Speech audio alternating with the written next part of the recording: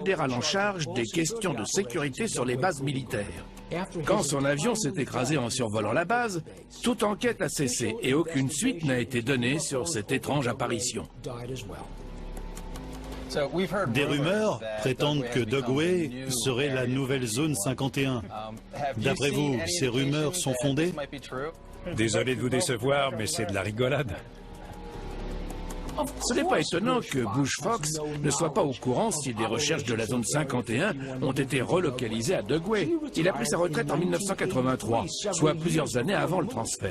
Or, une fois à la retraite, il a perdu son accréditation secret défense absolue et il ne pouvait plus être mis dans la confidence si des activités secrètes étaient menées sur son ancien lieu de travail.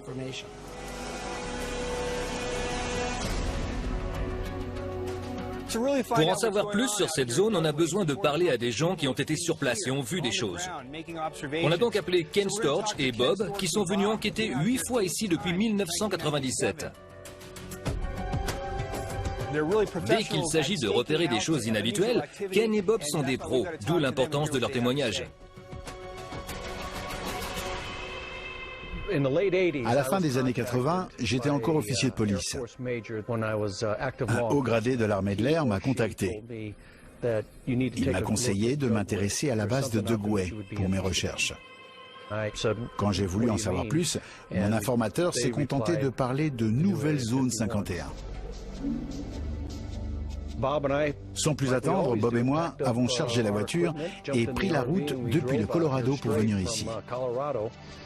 Dès notre arrivée sur site, on a su que notre présence dérangeait.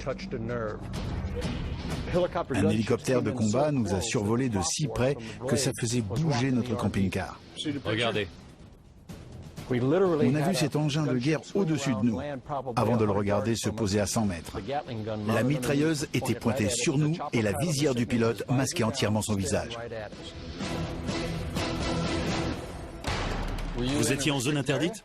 Non, nous étions sur un terrain public, l'ancienne piste du Pony Express. On est resté sous surveillance constante. Ils voulaient nous intimider. Quand on s'était rendu sur la zone 51, on avait eu droit à un comité d'accueil au sol avec troupes et engins militaires.